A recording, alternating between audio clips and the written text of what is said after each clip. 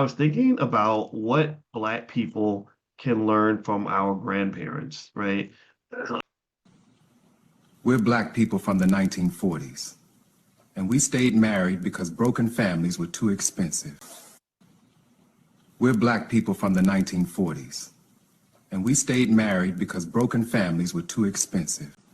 We're Black people from the 1940s, and we built our own businesses because nobody was coming to save us. We're Black people from the 1940s, and we kept our money in our own communities because power doesn't travel far when it leaks. We're Black people from the 1940s, and we plan for our grandchildren because survival without legacy is just delayed loss.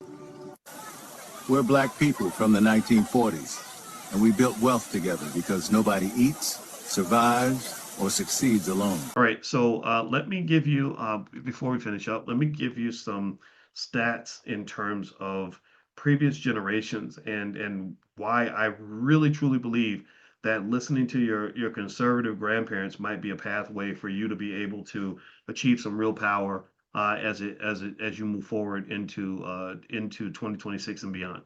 All right, so first off, one thing that your grandparents did was they valued ownership over consumption. In 1940, nearly 43% of Black households owned their own homes. It's 44%. So in 80 years, we moved up 1%. Don't own nothing.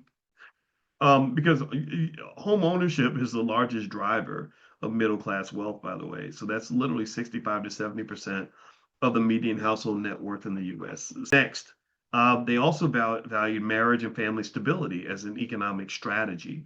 In 1960, 78% of Black children lived in two-parent households. Today, it's closer to 38%.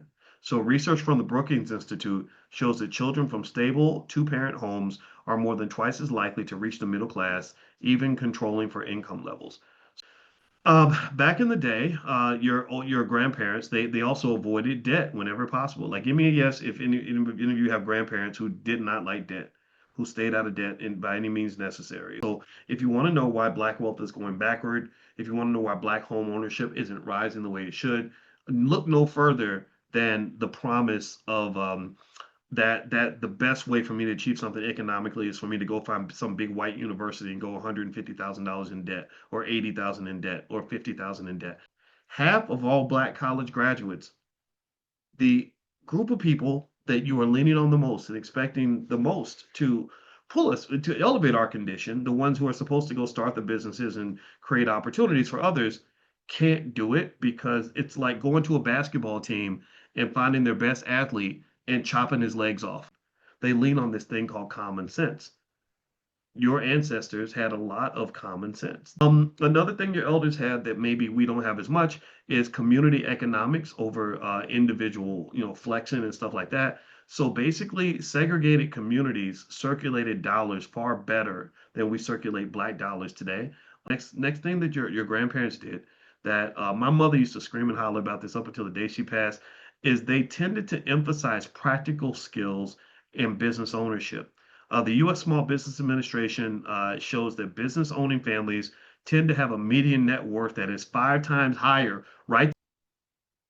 The SBA says that families that are built around business ownership have a net worth that is 5 times higher than families that don't have that. So school, I think if I was to go and talk to every president of every HBCU, I would say we need to make it a matter of national priority. Just like Trump can decide something as a matter of national security, then we should decide this is a matter of Black national security, that we educate as many young people as possible on the fundamentals of investing, wealth building, and business ownership. Black business ownership, the stat shows you right there. The average American family that owns businesses has a net worth that is 5 times higher than the families that don't. You already have Superman in your family. Grandma and Big Daddy been knowing the answer to all your problems, but you ain't never listened because you went to Brown University and you think that you're sophisticated.